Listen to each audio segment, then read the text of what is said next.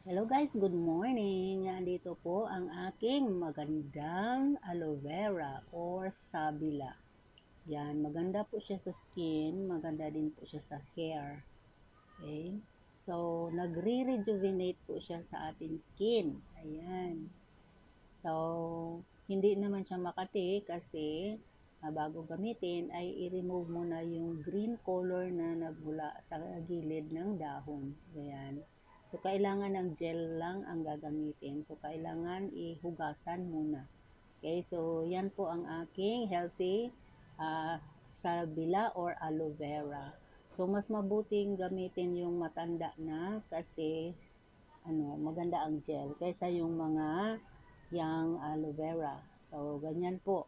Yan. So, magtanim na kayo kasi maganda siya sa hair at saka sa skin. Okay, so that is all and bye-bye.